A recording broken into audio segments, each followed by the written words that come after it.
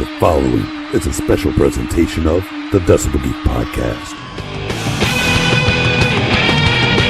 This is the Decibel Geek podcast with Chris Czynszak and Aaron Camaro. When you need to know what's going on in the world around you, are you going to turn to CNN? No. Are you going to go to Fox News? Heck no, you're not going to go to any of those places. You've come to the right place to get your news. You've come to the Decibel Geek podcast. I am one of your co-anchors, Aaron Camaro, and joining me, as always, bringing you the news this week right along with me, my good friend, Chris Czynszak. What's going on, brother? I thought I was the sports guy. Well, I wanted to do weather, but, you know. Here's how I do weather. You got a window, open it. But you want to find out about the latest, greatest happenings in rock and roll? Well, this is it. This is what we do every once in a while. It's New Noize. We like to take a look back at history, you know, and do all that stuff. But every once in a while, we got to get current. We got to get caught back up to what's going on because we get left behind sometimes. But today, we're all going to get caught up on the world of rock and roll together. But of course, before we get to all that, we got to take care of our business. And our business, we're all about it. It's reviews and recommendations. We like to get them from Apple Podcasts. We like to get them from Podchaser. We like the recommendations on Facebook. And holy moly, we've got 2. Yep. I can't believe it, but I like it. First one's an Apple Podcast review. It's entitled, Where Have You Been? It's 5 stars, just the way we like it. And it goes like this. Found you guys now, and I am actually glad because I have some great episodes to get caught up on. Absolutely one of the best music podcasts I have come across. Looking forward to binge on some great insight on music that I grew up with too. Thanks, guys, for some great work. That's awesome. Apple Podcast review, 5 stars. That's the way it's done. That's from NNJRC 51 in the US of A. Right here in the US of A. Rocking in the USA with an Apple Podcast review. We love it. And, yeah, there's more than one, believe it or not. We got some pink stars, too. That means it's a Podchaser review. 1, 2, 3, 4, 5 of them. And it comes from Ben. It goes like this. If you love classic hard rock and metal from the good old days, give these guys a listen. The 2 hosts, Chris and Aaron, have a great chemistry, and their guests are always fun and informative. I love the Kiss episodes, and also the shows where they cover obscure hard rock and metal bands from the 80s and 90s. Camaro's Cutout Bin episodes are fun to find out about these lesser-known yet hidden gems. I first discovered the show by listening to the now-defunct Rock and Metal Combat podcast, and after a few listens, I was hooked. If you love intelligent music talk combined with amazing guests who worked with bands like Kiss, Alice Cooper, and Alice in Chains, just to name a few, give these guys a chance. Also, one more note. The Albums Unleashed episodes are amazing. If you want more info on albums like Dada by Alice Cooper, this podcast is a must. Wow. Wow. Wow. It's an awesome review. What a review on Podchaser. Thank you, Ben. So cool. Man, I love that. I've got to correct you on one part because he what you thought was a punctuation error. I think is something that we have to address. He says the 2 hosts, Christ and Aaron, have a great chemistry. I knew you were going to do this. Chris, calm down. I know Jesus Christ, and you, my friend, as awesome as you are no Jesus Christ. Well, I know that, and I like high praise, pun intended, but that's a little too high. Yeah. I'm just a humble podcast, or it means that Aaron's been doing a podcast on the side with the Messiah, and I've been kicked to the curb. Welcome to the Rock and Salvation Podcast. I'm your host, Aaron Camaro. Joining me, as always, my real best friend, Jesus Christ. Yeah. Theological geek.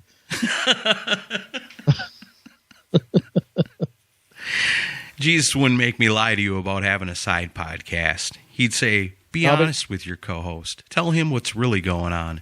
He does build a good hot rod, though. All right. Well, we had a lot of fun last week and the week before as we totally tore down and rebuilt the Rock and Roll Hall of Fame in our image, in the image of the Decibel Geek podcast. And you know what? I'm damn proud of us. I think we did a fine and excellent job of making the Rock and Roll Hall of Fame exactly what it should be.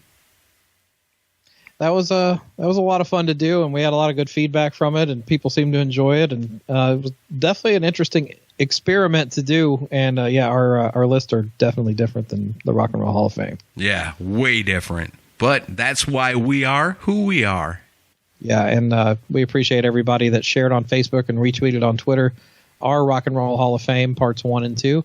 Those are this week's Geeks of the Week, who are Adam Cox, Pantheon Podcast, Joseph Capone, Mark Alden Taylor, Freeform Rock Podcast, Kevin Williams, The Bakery Podcast, Aaron Baker, Mike Parnell, Jeffrey Mendenhall, Alessandro, Doug Fox, Vet Halen, Joel Hoffman, Shout It Out Loudcast, Stickman, Marvin Carter, Bipolar Billy, JJP, Body of the Soul, Bill Elam, Keith Rockford, The Rock and Roll Potato, Eladio, Paul J. Kane, David Cathy, Scott Crouch, and as always, The Mooger Fooger. Nice. I like that. The Rock and Roll Potato. I don't know what that is, but it sounds cool. Sounds delicious. Those are our Geeks of the Week. All they did is something awesome. They took last week's episode and they shared it and they retweeted it. So when you see that the Decibel Geek podcast on Facebook or on Twitter post this week's episode, then you know that's where you got to share it and retweet it. And if you do it off of either one of them, you're definitely going to be included on this prestigious list right here next week. You will be a Geek of the Week. Now, before we get to the new Noize, Chris, man, I got to thank you, brother. You tagged me in a post on the Facebook, speaking of which, and it was like a week ago, and it was from this music store called Spinners, and I'd never heard of it. And what the post was that the man who runs it had just gotten in a bunch of rare and awesome rock and metal CDs. And so on Saturday morning, I cruised on down there. I was waiting for him. I was there before the store even opened. I was waiting just to go in. And I walked in, and I said, word on the street is you've got some rare rock and metal CDs in here. And he said, are you Aaron Camaro?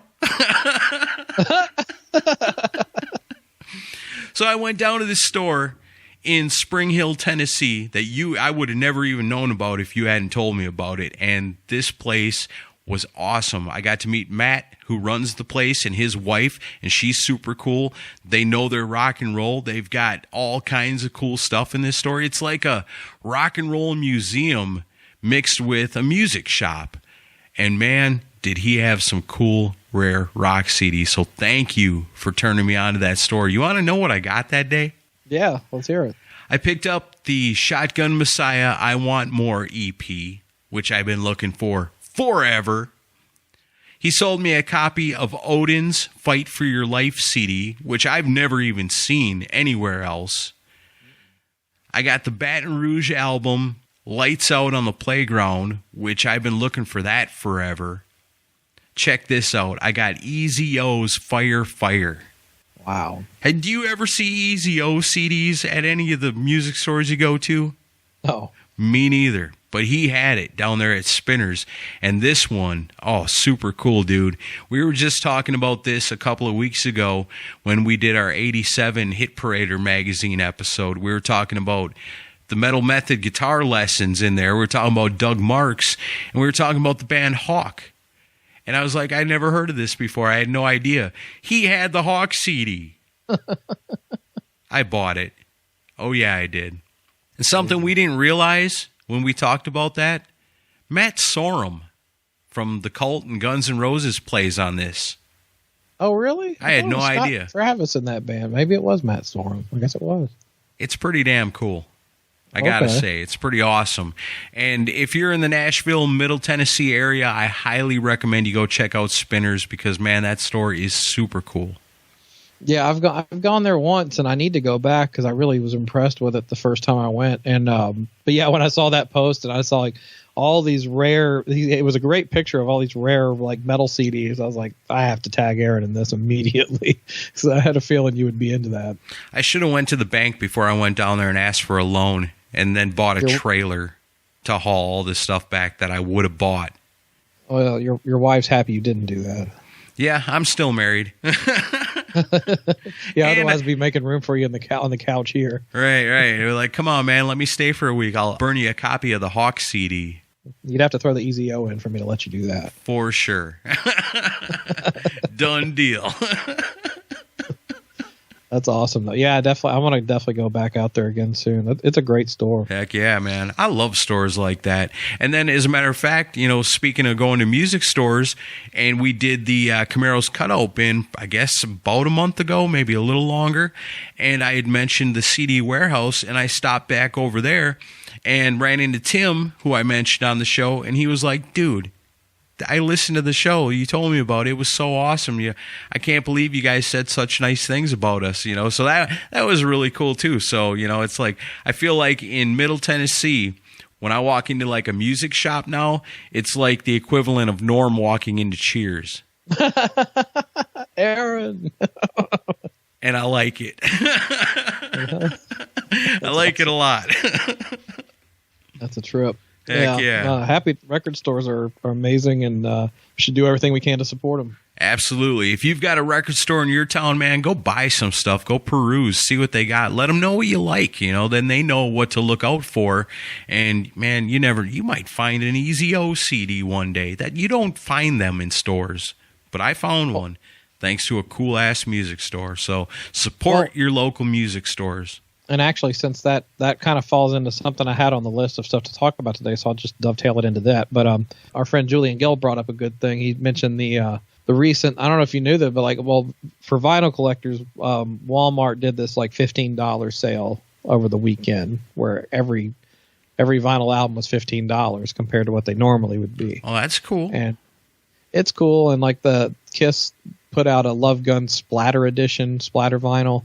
And that was $15. And of course, there's some Kiss fans that go out and buy 10 copies of it and everything. But, he was like, well, and he was just wanting us to discuss, like, is this a good thing or is it a good thing to spend a lot of money at a big box retailer rather than at a mom and pop store? But I would say in cases like this, where it's a deep discount for just a weekend, I don't see the harm in it, especially if you can only get it at Walmart. Right. I wouldn't want to make somebody feel guilty for doing that. But, the rest of the year, I think you should frequent more of the mom and pop shops because they struggle a lot more than Walmart does to sell stuff. So right. I don't see anything wrong with it, but yeah, I think I hardly ever shop at Target or Walmart for vinyl. I always go to JTB or Spinners or Phonolux or Great Escape or any of those, or McKay or any of those places. Right. And I see where he's coming from, definitely, because this really falls into a situation that I went through this last week, because on release day, I went to Target. And I went right straight back. I'm funny. I'm a funny shopper in Target. If you see me in Target, I'm walking straight to the CD section because something came out today. And I go back there and I find myself a copy of the new AC/DC. And so I just march straight back through the store across the other side to the checkouts and out the door I go. And 2 days later, I'm at the CD warehouse and I see the new AC/DC's got up on the rack. And I'm like, damn it. If I'd have known, I would have come here first. I would have rather have given the small, CD store my money than Target. Target doesn't need my money. They're selling all the things that I'm walking past to get back to the CD section when I could have easily went over there and got it. And in retrospect, I would have done that if I had, thought it out a little better. But I think like the Ozzy Osbourne thing, I did the same thing. Went to the Target because I knew they were going to have it. The Ace Frehley album, the Origins 2, that was a Target exclusive. So I went right there to get it. So now it's like, if it's a bigger name band, I'm going to just go to the Target on release day because it's so simple and easy to just run in there, grab it, and go right back out. But if given the choice and I'm going to change my ways on this, which, I appreciate Target, and I know you're talking about LPs on this, and I'm talking about CDs, right, which are two different things nowadays, but I appreciate Target being like the only ones that are like that type of store that are still putting CDs out on the shelf. For me, that's awesome. For LPs, I guess same thing, different side. If you can't get it at your local mom and pop store, if it's a Target exclusive or a Walmart exclusive, what are you going to do? Yeah. It's I don't know. I saw a lot of people kind of bitching back and forth at each other about it, and it's one of those things where you can have both. I mean, you don't have to totally be beholden to mom and pops, but I wouldn't argue that anyone should solely buy from big box retailers. If you want to, fine, but although, hell, it's still better than just downloading the shit for free. But that goes back to us, liking to have the actual product. We're of our age, We grew up in that era. We like to actually have it. Mom and pop stores aren't always going to have the new CDs. Like you say, McKay's Great Escape, you're not going to buy a new CD there unless it's record store day. Then they got new stuff. But otherwise, it's all used, and there's very few stores left that are going to, for example, the new AC/DC album, I don't know how many copies CD Warehouse got, but I know Target's got plenty. I'm not going to drive all the way to one and be like, oh man, I only ordered 3 of them and they sold out. Yeah, I ordered the vinyl. I'm still waiting on it to come in, so I've had to listen to it digitally until I get it. Yeah. Nope. Well, if you want to get right into that then, man, what do you think? Sounds like AC/DC. There's I don't know, massive hype about this album. Like some of the staunchest critics I've read over the years are giving it, 9 out of 10, 10 out of 10. It's really awesome. I got to say, man, like I said, I bought it at Target. I walked it out to the car. I put it in the CD player and just jammed on it all day long. And when it comes to AC/DC albums, especially talking like since Stiff Upper Lip, even including Stiff Upper Lip, it's 50-50. I mean, you're never going to say, this is too weird. I mean, it's always, like you said, it sounds like AC/DC, but this album has got more good songs on it. Some of those other albums in the last, like Rock or Bust, Black Ice, some great songs, a lot of filler. This album, man, I don't really hear a whole lot of filler. There's not a bad song on here. I mean, yeah, I'm super impressed with what they did with this. Yeah, that's the biggest kudos I can give to it is there's less filler than the last 2 records. There's still stuff on Rock or Bust that I think matches up with this. Yeah. But it has more quality songs. Now that I will say there's 2 songs that I consider, well, to me they're filler, but somebody else might think they're the best songs on the record, which probably will be you. That's usually the way this works. Favorite thing, Aaron loves it. Yeah. So, the 2 songs that I don't really get fired up by, one is Kick You When You're Down. Yeah, it's not bad. That might be one of the, if I was to rank them, that would be down at the bottom side, I guess. And then the other one is No Man's Land. I don't care much for that one. I like that one. But again, if I was the 12 songs on the disc, it would probably be 6 or below, I would think. That wouldn't be the top half. But I mean, even at that, those songs aren't terrible. They're not terrible, but they're what I'd call filler. But I mean, all right, but forget about that. For me, the high points, the best song to me on this album is Through the Mist of Time. There's something special about that song, isn't there? This song, and like some people are like, well, it's not the same as the Bond years. You can't really compare this to the Bond years because they were, and I know everybody's like, AC/DC sounds the same all the time. Not really. They were uniquely different with Bond than they are with Brian. So what I would say, you're comparing it from the 80s forward, and I think Through the Mist of Time sounds like something I would have heard, in the mid 80s from them. Yeah. It's got a certain like kind of bounciness to it, and it's actually really good vocal. Brian Johnson's vocals on this record are fucking great. Really good. He really comes back strong on this. That one, that's the top one. Shot in the Dark, the first single, I thought was great too. I still love it. And Demon Fire is pretty good. Witch's Spell is another one I really like. Yeah, I like that one too. Like when you get through, like other than Kick You When You're Down, the middle of the record is probably my favorite part of it. Although I think Rejection's great. That has kind of musically that has a bit of a Bond type sound to it. Yeah, and there's even the last 3 songs on the album I think are really, I don't know, I like the whole thing. I really do. There's nothing on here I don't like. And you say, well, AC/DC sounds the same all the time. They do. They've got their realm.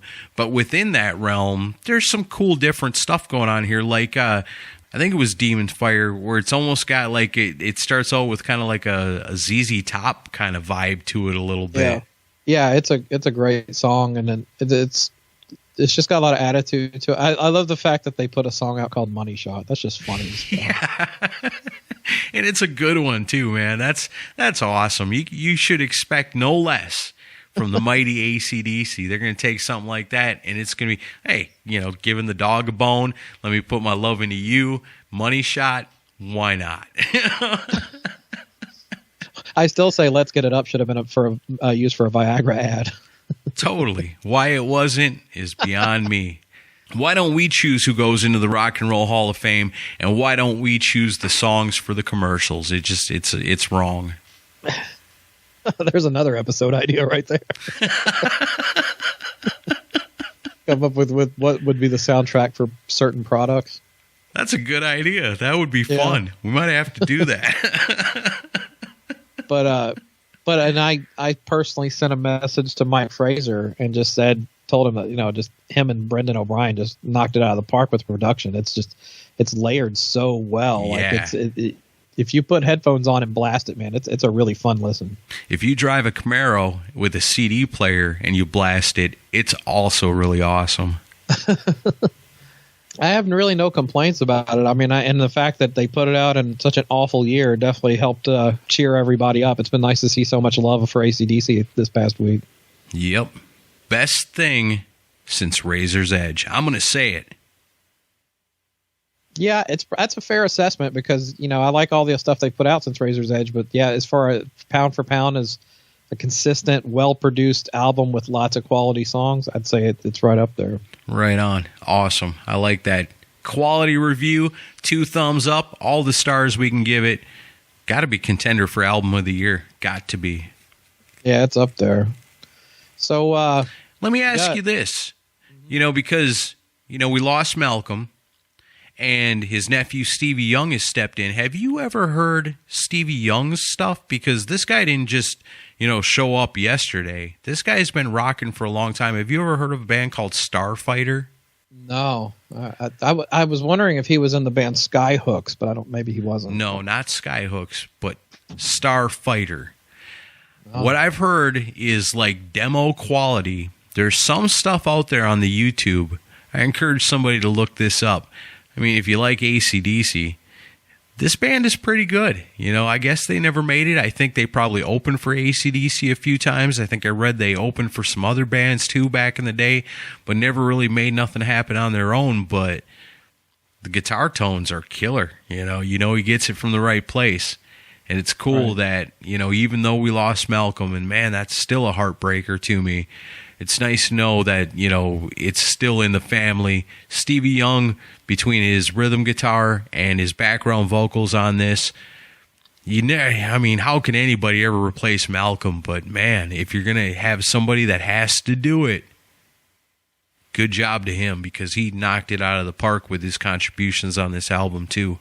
Yeah, and I've watched several interviews with Brian and Angus over the last week, and they talked about how this album is basically their tribute to Malcolm. So it's a fitting tribute, and they 60 Minutes Australia was interviewing him, and man, Angus got pretty emotional talking about Malcolm, recounting about how he went downhill at the end, and Angus would come and play guitar for him in the hospital and stuff. It was that was difficult to watch, but. Yeah. And Brian got pretty emotional too. But on a positive note, I saw an interesting nugget from an interview. Somebody asked Brian Johnson about his thoughts about when Axl replaced him for the tour, and And he had nothing but nice things to say. He said, he's like, Axl stepped in to a very difficult job to sing those songs for 2 straight hours and just knocked it out of the park, and just was very complimentary of him. So I was happy to see that. It'd be nice. We even talked about it at that time about how cool it would be if there was an Axl DC album. And I think what it really comes down to is we just want to hear Axl Rose singing some kick-ass rock songs again. So why can't Guns N' Roses do that? They've been back together for how long now, and they can't come up with no new music? Come on. What's going on with that? I still think there's been some work done in the studio with Guns N' Roses. I just think we haven't heard about it yet. It's probably going to be one of them things where it'll be another 13 freaking years before it ever comes out, and then it'll be so tinkered with and over-tinkered with that, what you thought was going to be a kick-ass rock album will be some crazy Chinese democracy crazy bullshit. I hope not. I hope not, too. That's why I think everybody was excited about the Axl DC, because it was a chance for Axl Rose to just play some kick-ass rock and roll and be the good Guns N' Roses singer that we always knew him to be without overthinking it. No prog rock. We don't want prog rock Guns N' Roses. We want Appetite for Destruction style. I think you need Izzy Stradlin to pull that off. It would be nice. I would love to see 5 original members get back together and really try to recapture some of that magic. But, I mean, how can you, I guess? Adler can still play. Adler can still play, but you're never going to be those same 5 guys in that same spot ever again. But you could try. I mean, look what AC/DC did. They went back, went through Malcolm's notebooks, found some really cool stuff, got some really great inspiration, and put out the best album that they've put out in years. Again, they can't go back to being Bon Scott era, and they can't even go back to Back in Black era, but what they can do is try to harness some of that energy, because they know the energy they created. If they can harness just a little bit of that and put it back into what they're doing now, they could come up with something just as awesome as this AC/DC album. I want it. We can dream. I want some good Guns N' Roses songs, damn it. It's been way too long. I hear you. What's next in the news? So Wolfgang Van Halen has been pretty public in the last few days. Yeah. Came on and did a really good interview with Howard Stern. I saw heard he's some going of on that. Eddie Trunk tomorrow. But released a video and song that he had written in tribute to his dad called Distance. Have you watched the video yet? I have. That's something else, man. That'll get you right in the feels, won't it? Yeah, it was. It's very emotional, and all of us are still mourning losing Eddie. That was hard enough, but imagine being his kid. I mean, that's Right. a loss on a whole nother level for that guy. And it's a great song, and they played it on Howard Stern's show, and they also played another song. I think it's called "You're to Blame," and and he warned people. He's like, don't expect it to be Van Halen. It's not going to sound like. Right. And you have to have the perspective of when Wolfie grew up. The 90s that's the era that Right. he was discovering bands. Expect way more Three Doors Down than you do Van Halen. Yeah, and our friend Pat Francis, who hosts the Rock Solid podcast, he wanted me to bring this up. He was like, it's a great point. he's like, tell people to listen to Distance, just the audio and not the Right. video, and you'll see that it's just like a Creed song. But I mean, like I said, you got to look at what he grew up on. So, and You're to Blame is something that sounds like kind of like modern rock also. Regardless, that's what he's into, and that's what it's going to sound like, and more power to him. But the thing that really shocked me was how good his freaking voice is. Good singer. Yeah, really good singer. Yeah, I mean, I was very impressed with his vocals. So, but yeah, I mean, I'm just happy to see him getting some music out in the world. I'm hoping this is a helpful distraction so he can help, mourn through this process. And the interview, I listened to the whole interview, and there were some interesting things brought to light in this interview. Yeah, for sure. Like the kitchen sink tour that he was trying. I mean, this is something that, people were mad at Wolfie because he took Michael Anthony's spot in Van Halen. But, man, you listen to the way he talks about Van Halen and the way he would, work his dad up to things and be like, hey, what do you think? What would happen if, and just kind of put stuff out there for him for his dad to think about. And he's talking about, what if you got Dave? What if you got Sammy? Hell, get Gary Cherone. Put together a tour where you got different singers coming out for different eras and you're playing it all. How awesome that would have been. And how cool of Wolfie to be the one to say, you ought to be doing this, Dad. Yeah. I think he kind of helped Eddie, just kind of lose the ego a little bit on some of this stuff. Because, Eddie Van Halen, as genius as he was, as a grudge holder, there was probably nobody better. If you were on his shit list, you pretty much stayed there. So, the fact that Wolfie was able to kind of talk him off the ledge about some of these things just tells you how good of a bond they had as a father and son. I think Wolfie could see that he didn't want to see Eddie squander his legacy. And right. For a lot of years before A Different Kind of Truth came out, everybody's like, what the fuck is going on with Van Halen? They just like, there's nothing going on. If you were angry with Michael Anthony not being part of it, but you need to thank Wolfie for even having the band continue, because without him involved, it wouldn't have happened. Yeah, we would have never got that last stellar album out of him, or the tours. Yeah, and then Howard brought up he's like, Eddie told me in the past that he's got just vaults filled with tapes and stuff, and I guess that's going to be you're going to be in charge of that now, and and then Wolfie kind of cut him off, and he goes, yeah, he's like, oh, there's Van Halen fans listening right now, hoping that I'm going to announce something, and Howard's like, well, what's going on with it? And he's like, it's going to take time, but there's a massive amount of tapes to go through and just to see what's there. But, he hinted around that there will be stuff coming out from that, but it's going to take a lot of time. My name is Aaron Camaro. This is my associate, Chris Sinzak. We're here to apply for the job of Van Halen music curators. Let us help you go through all this stuff. Wolfie, you're a busy guy. You've got songs to sing. You got things to do. You don't have time to go through all this stuff. Hire myself and my esteemed colleague, Chris Sinzak. We are Van Halen lovers and appreciators. We will go through all of this for you and bring you the best of the best. It's a nice pitch. It's our calling. It was what we were meant to do. But yeah, I think it's a dream job with him. Yeah, I think it's in good hands with him, and I think you'll see stuff come out from it. And who knows? There's probably stuff on there that's unfinished that Wolfie might be able to kind of complete for him. That'd be awesome, man. I would love to, and that's the thing. When somebody passes away, there's archives, and so you think, man, we're going to get to hear some cool stuff. Maybe we'll get to hear some stuff that from back in the Dave days, things they worked on that never got released, and a lot of times we hear these weird songs and go, why didn't this make the album? Or how does that song get on the album but not this? Man, I hope there's a lot of that with Van Halen. Wolfie, You're way younger than us. You need to get on the case. We're old rockers. We're not going to live forever, but we need to hear these things. I love it. I hope so. And you know what? It's kind of cool, too. You watch Wolfie now, and it's like we're old rock and rollers. He's all our kids now. The rock and roll world of old-time guys like us, we've adopted him. He's our kid now. Got to support him. Speaking of which, talking about tributes to Eddie Van Halen, we didn't really get a chance to talk about this, but it was out like a week or so ago, the David Lee Roth Over the Rainbow Bar and Grill. What'd you think of that? I loved it.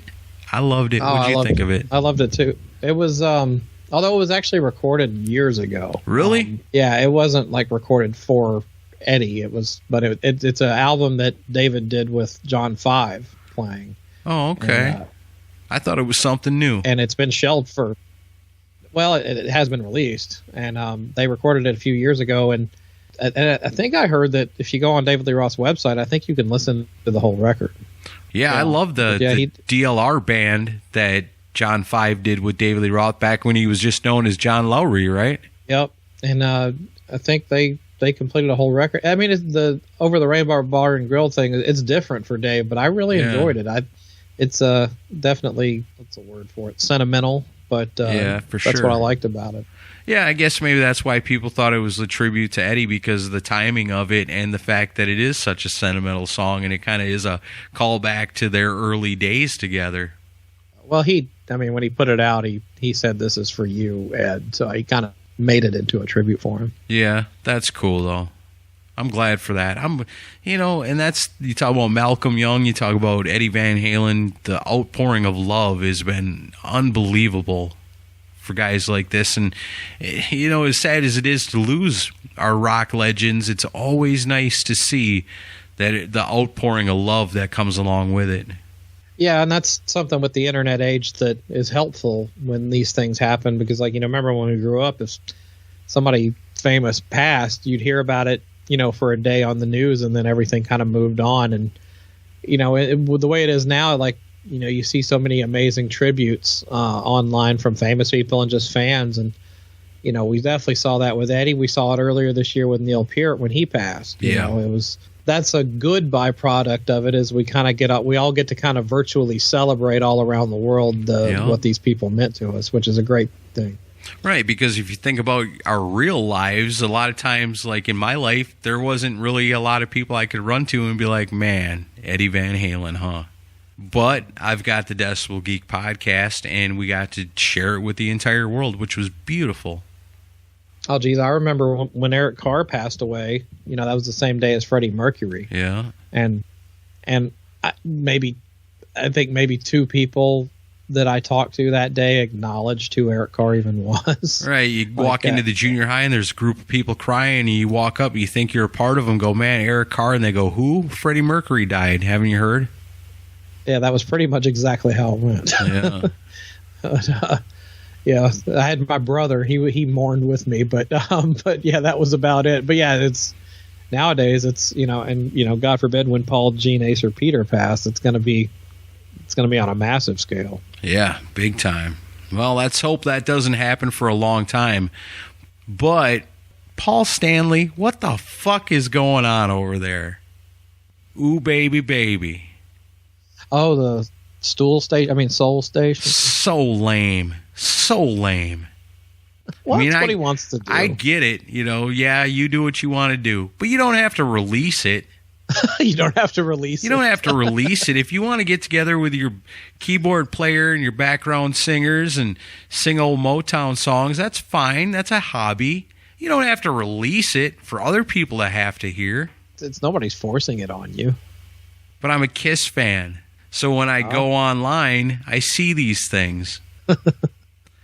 Of all the times for Twitter and Facebook to not censor things, they let this get through to me.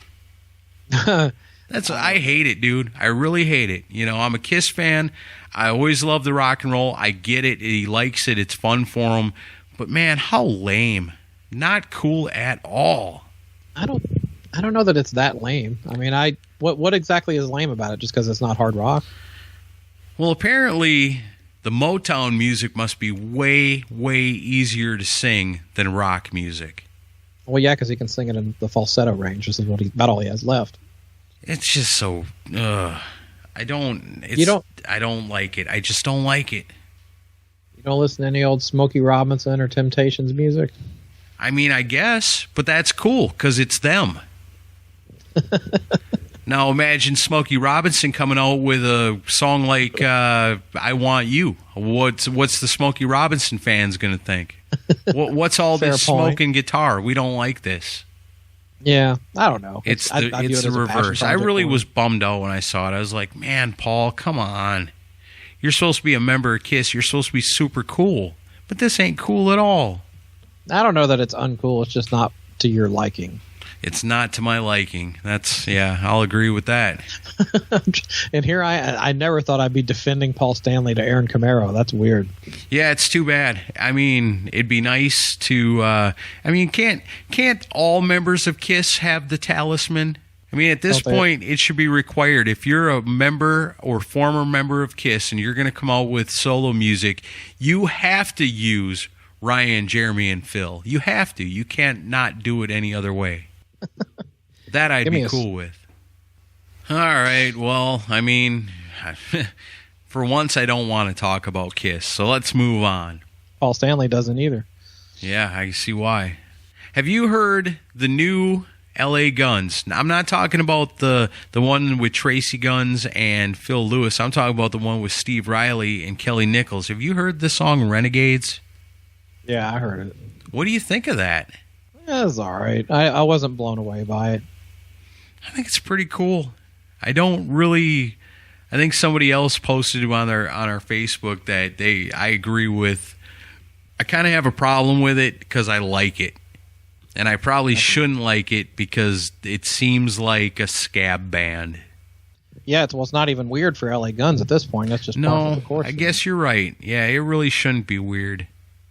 It should be accepted. Actually, I should be disappointed that there aren't more versions of LA Guns coming out with new music. Well, we have some free time. Let's start our own. Big announcement, the big news story of the day, we're going to stop doing Decibel Geek because we have to devote more time to our version of LA Guns. Yeah. Yeah, pretty weird stuff, though. I don't know that calling it LA Guns, I guess it's almost like a marketing thing, isn't it? Where it's like, if we call this LA Guns, we'll get attention for it because there's another version of LA Guns.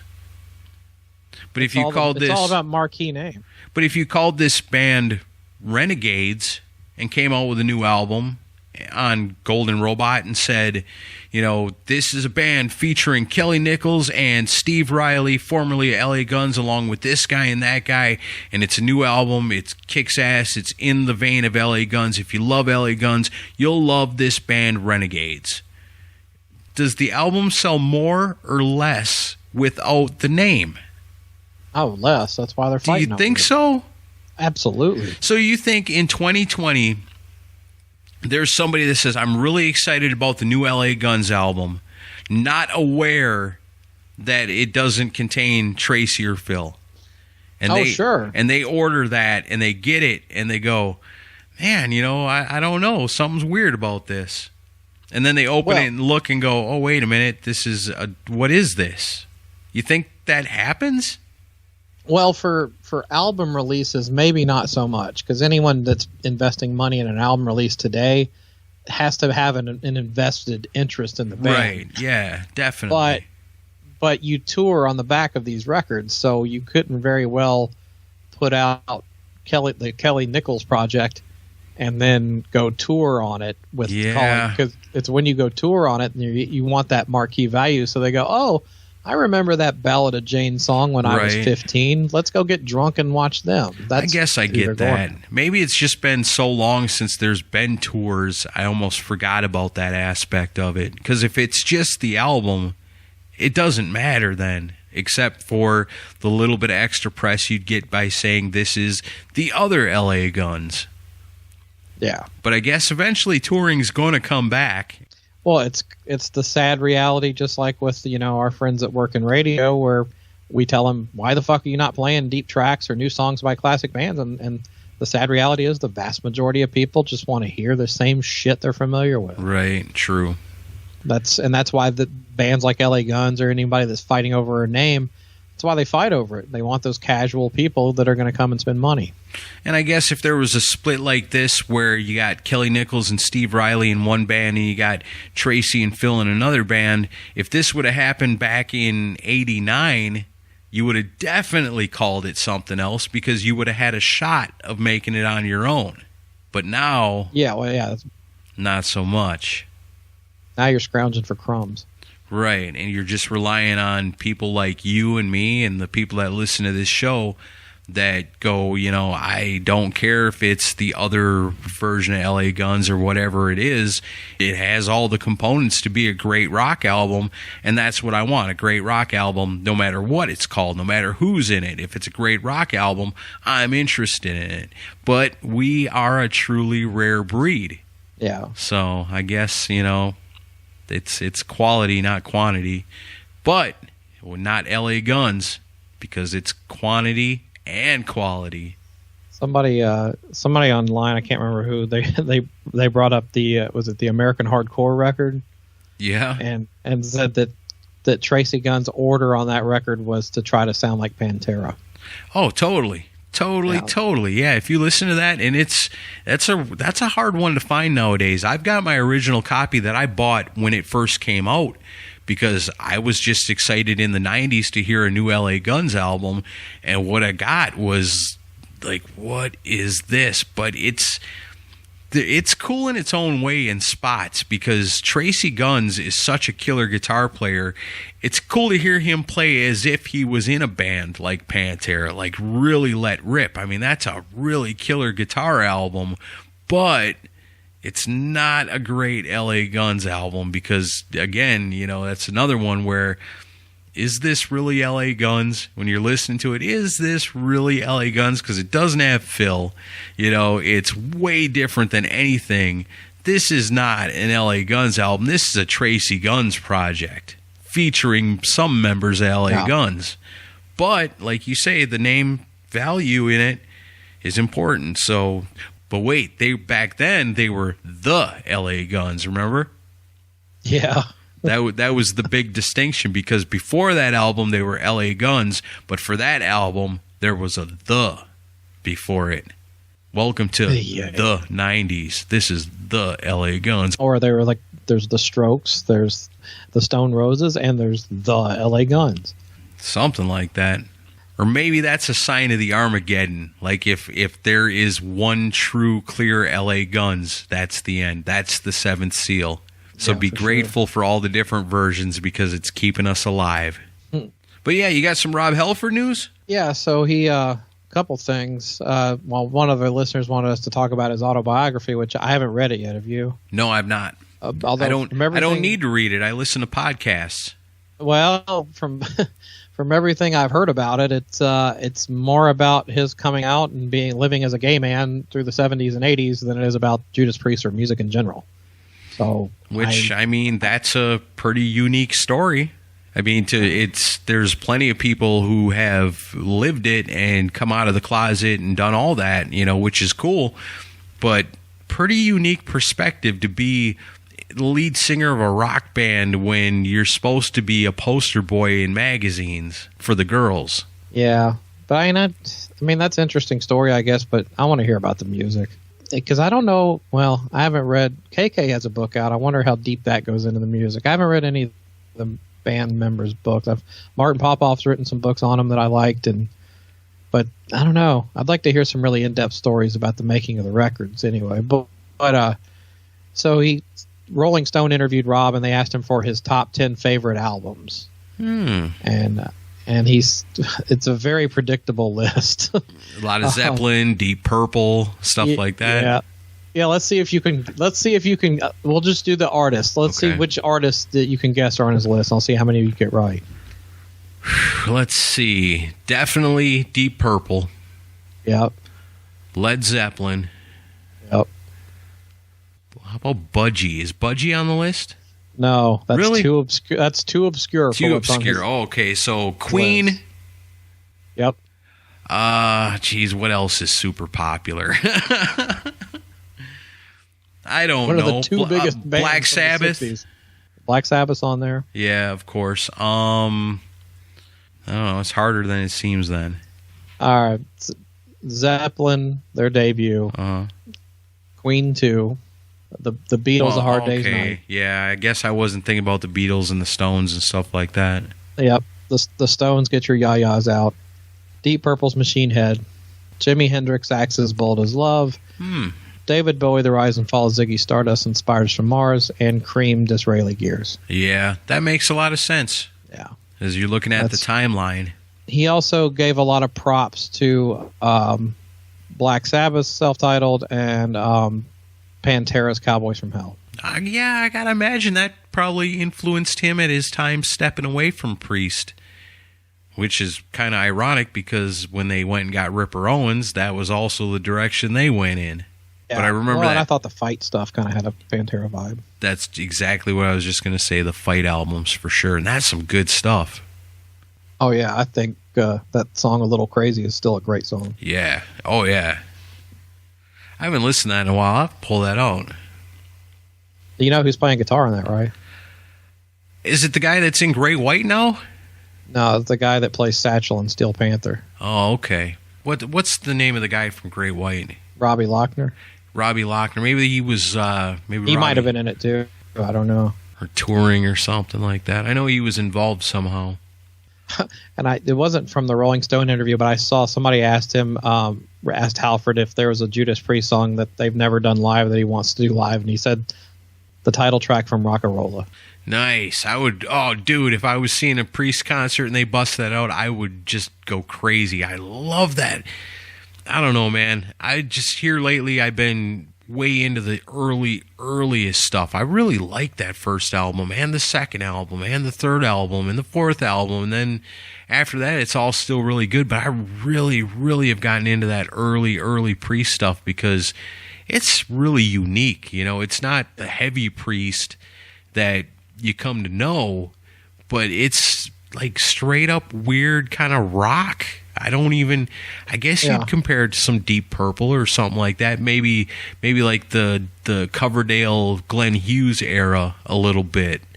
But I really like it. Yeah. There's some really unsung songs on those albums. Oh, yeah. I mean, I think overall the 70s era stuff might be my favorite of theirs. Yeah. They had their own unique sound. I mean, Rock-a-Rolla, though, is the one that I don't really go back to much. Overall, I don't. It's okay, but I don't know. I'll take Sad Wings of Destiny, Killing Machine. I'll take. You can't deny any of it, really. Yeah, Stained Class is an amazing record. I love it. That's probably still my favorite. As if 2020 can't get any worse, Scott Stapp said that he doesn't rule out the return of Creed, says they're in communication. Oh, jeez. I hate Creed. They're going to undo all the momentum AC/DC just started.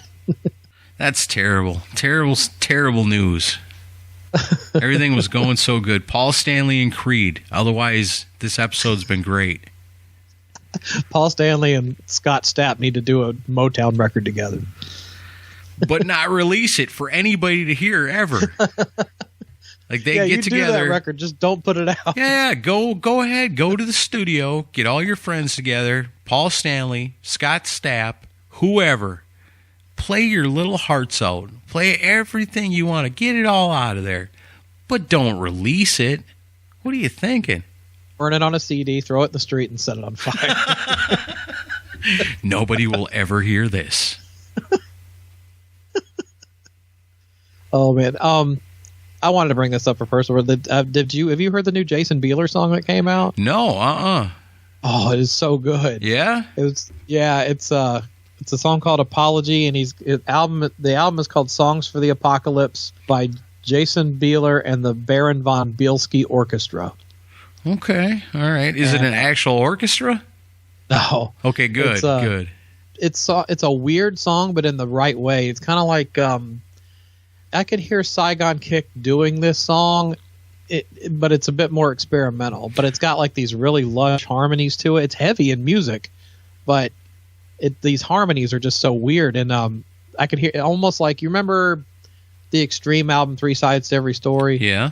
It's got kind of harmonies like that. And but musically it's great. He's got Todd LaTorre, who's the singer for Queensryche, playing drums on the song, and he's just amazing on it. Oh wow, I had no idea. Yeah, he was the drummer for was it Crimson Idol, I think he was a member of. Huh. But yeah, he was a professional drummer. And also this guy Andy Blacksugar, he plays guitar. He plays a lot of the guitar on it, but like Bumblefoot and a bunch of other people guest on this record. So I ordered it. It's supposed to come out in January, but judging off the first single, I was very impressed. That's cool, man. I'm looking forward to hearing that. I really liked Saigon Kick, and how you say that, it's weird, but in the right ways. That's kind of like the description of Saigon Kick. A lot of their music was always kind of weird, but still rocked and was really cool. It was unique, and I know he was such a huge part of that band. And it's cool to see him. He's continuing to do stuff. I know he was the hero of Rockin' Pod a few years back because he was everyone's favorite interview because he's such a colorful dude and he's so funny and fun to talk to. But yeah, I know a lot of people will be excited to hear that. If you are a fan of Saigon Kick, or if you are a fan of him giving interviews on awesome podcasts, these are bands that really need the support nowadays. It's not like Jason Bieler is going to go to number 1 on the Billboard album charts, This is where your music should go. If you can't get it from the mom and pop, you can't get it from the Walmart or the Target, just go to the website and order it up. Look them up. Jason Bieler. Like I said, if you like Saigon Kick, this is the closest you're going to get to it. So enjoy. Yeah, I really like it. I'm looking forward to hearing the rest of it. There's another story. I haven't got to listen to this song yet, but apparently there's a band called Suspect 208 that came out, and the members include the sons of Slash, Scott Weiland, and Robert Trujillo. I saw something about that. Yeah, I haven't listened to it yet, though, so I'm unprepared. Me too, but it's good to know. I'll have to check that out also. What's the band called? Suspect 208. Suspect 208. I mean, on paper, it's got to rock, right? I would hope so. These will also be all of our adopted children. Right. Another album that just came out that's really good is the new Armored Saint called Punch in the Sky. Really good. From what I've heard off it, awesome. I'm going to be ordering that up. Yeah. You know who does have new music out, which I'm not sure why, because DAD was my number one album of 2019, but Jesper Benzer, the lead singer's got a solo album coming out, and he's released a couple of songs off it already. One of the songs is called Premonition, and there's another song called Save Your Soul. It's awesome. Oh, man, is it good. So if you like DAD or if you like hard rock, check out Jesper Benzer. Check out the song Save Your Soul. It's pretty damn killer. Does it sound like DAD? I mean, yeah, it's the dude that sings for DAD, and it's the Premonition song is a little bit lighter, but I mean, DAD's not heavy all the time. But Save Your Soul, I don't know, it's a little darker, maybe. I don't know. Yeah. It's hard when if a singer from a well-known band or even a well-established band goes out and does something solo, it always still kind of sounds like the band because it's the voice of it. You know what I mean? Yeah, for sure. So you almost have to leave your band and do something completely different, I guess, like Paul Stanley is doing, in order to separate from your band. So I guess, oh man, now my love for the band DAD is going to cause me to circle back around, and it's going to make it okay for what Paul Stanley's doing. So if Paul Stanley had a rock band and was coming out with rock songs, I guess it would be compared to Kiss, right? Of course it would. How could it not be? So the only way that Paul Stanley can do something that's not going to be compared to Kiss is to do crappy covers of R&B hits. So that it's like, no, this is my thing. It's different than Kiss. Look, nothing cool here. No guitars, no fire breathing, no smoking guitars, no exploding drum kits, nothing like that. A cappella R&B. Now compare that to Kiss. All right, then listen. I don't know if that justifies it or not. But I guess now I get it. Damn it. You're going to buy Soul Station on release day. I just know you are. Only if Ace Frehley makes a guest appearance on it. I think Eric Singer's playing drums on it. Yeah? Yeah. Slow down there, Eric. This is the only way I know how to play. This ain't going to work. Yes, Eric doing double bass and twirling his sticks playing. Now just stop for a second. Here's what I'm gonna do. Just hold still. Now I take drumstick number 1. All right, let me slide that out of your hand right there. All right, good, Eric, good. You're doing good. Let me take drumstick number 2 from you there. Oh yeah, things are going great. All right. Now what I'm gonna do is I'm gonna take these brushes. I'm gonna just put them in your hands right there, Eric. And you just go ahead now. You play the drums. Soul Station, yeah. Alcohol! You're gonna need a lot of it to enjoy that album. Golly. And yet again, we morph into a Kiss talk. Of course we do. Scott Gull brought up an interesting comparison. So for $10, you can watch Stryper do a live stream concert and Q&A, and they play the entire new album, Even the Devil Believes, in its entirety. Oh, nice. That's cool. Or you can watch an LA Guns live stream for $50. Wait a minute. Wait a minute. If I've learned anything from this episode, the question that needs to be asked is, Which LA Guns? Our version. You and me. I set up the stream. We're getting $50 a ticket. We're getting $50? Oh, man, that's Yeah. way worth it then. Everybody should buy that. I really don't know. Damn it. I thought we were going to make some money.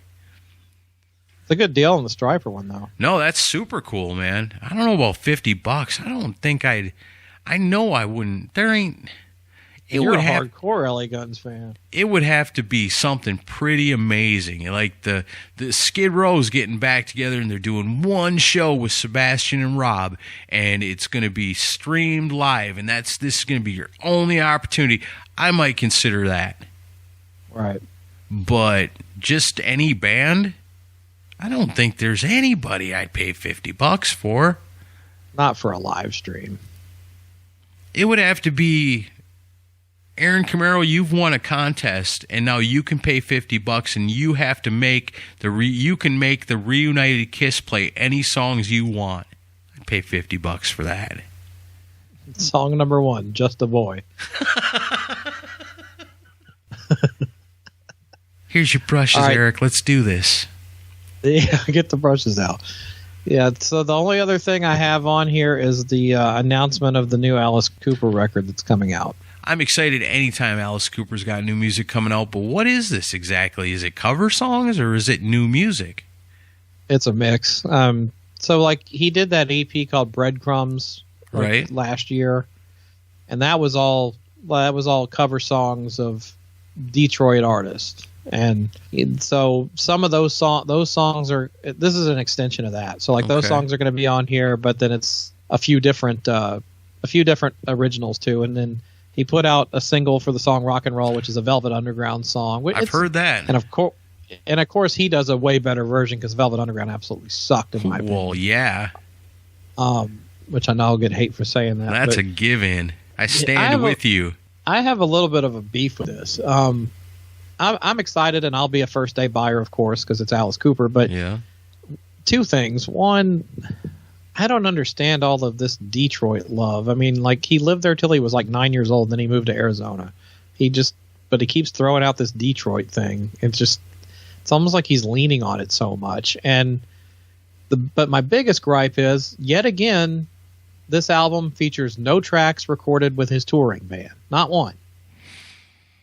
And it's like, you've got this awesome band and you Yeah. never let them get in the studio. It's kind of a bummer, really, because, I mean, if you were going to take somebody's band, like if somebody said, hey, Aaron Camaro, we're going to offer you a touring contract, but you have to choose the band of one of these artists, it'd be really, really difficult to go any further than Alice Cooper's band because they are perfect. I mean, the whole band is just killer and talented.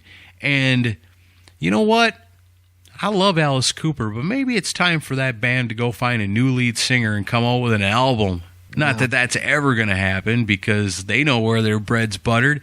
And who wouldn't want to be in the Alice Cooper band? But man, what it would be like to hear what they could come up with creatively, because I mean they're all so talented and have written songs and have been in bands outside of Alice Cooper, and you know have even written songs. Like Chuck Garrick wrote songs with Alice Cooper that didn't make the cut on albums but are still really good. Yeah, I don't know. I'd love to hear it. I don't know. And and Ezrin does this one again, and it just, I don't know, my theory on it, maybe this is a tinfoil hat conspiracy theory, but it's either one of two things. It's either A, Ezrin just wants to work with studio people and not coach anybody through what he wants. But I mean, on this one, he's got like Detroit, famous Detroit players. He's got Wayne Kramer from the MC5 playing guitar on it. Yeah. And some other, like the Motor City Horns play on it and stuff. But I think it's one of those things where, I don't know, I think Ezrin likes to hire his own people, or, even when Alice put out records ever since the original band broke up, it's not always been the touring band playing on the records. Like, you know what I mean? He's like comfortable having other people play it. Like, is that out of fear because he worries about the band getting too close with doing original material with him because of what happened with the old band? Or maybe I'm just reading way too much into that. I mean, it could be. I mean, you get bad experiences with stuff, you get gun shy to it, but I don't know what it is. I have no idea, but it doesn't make much sense. And I would love to hear a great hard rock album out of Alice Cooper with the band that he's got now. Well, I mean, look at who's in the, like Ryan Roxy's put out great material on his own. Chuck Garrick has. Yeah. So is Tommy Hendrickson's an in-demand songwriter. That's so, right. Like, you have talent in the band. Just use them. So then, do you worry that at that point it becomes a band instead of the man? I'd love to see it though. I mean, but like anyone's going to overshadow Alice Cooper in his own band. Yeah. So that shouldn't even be an issue. And Alice Cooper's been there and done that in his life, and he is one of the premier rock stars that are still living today of all time. You know, there shouldn't be no fear of it. I just don't understand.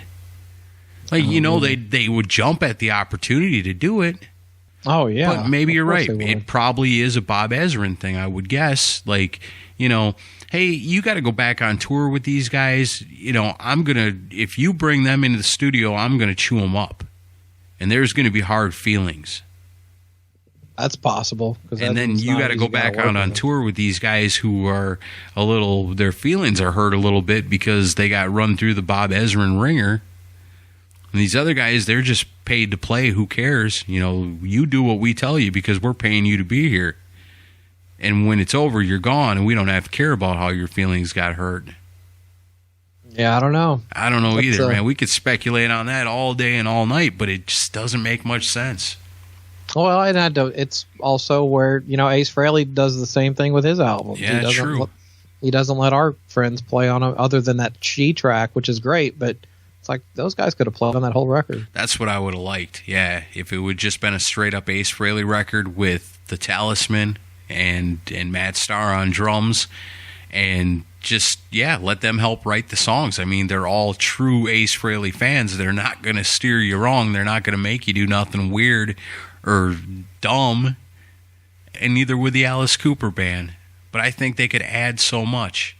Yeah, stop doing the weird Detroit stuff, and let's just have a really kick-ass rock album. Not overthink it. Somebody had a great idea that I read on a message board, and but I mean, my favorite era of Alice is the Blackout era, where he really got experimental. But get Rick Rubin to produce the record for him, and tell him to go back and listen to some of his older stuff, and try to get re-inspired. I'd love to hear Alice do some kind of a creepy thing again. Yeah, here you go. Go smoke this crack and see what you can come up with. Well, I didn't say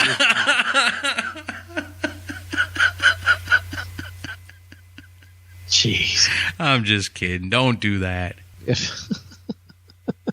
Yeah, fly Birdie Toppin in with a bag of cocaine. We want some good freebase rock like you did back in the 80s. Jeez.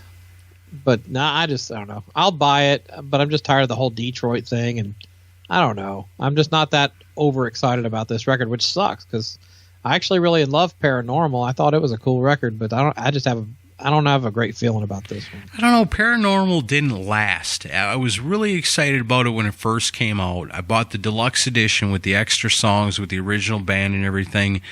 But really, there's just a handful of songs off of that have really stuck with me.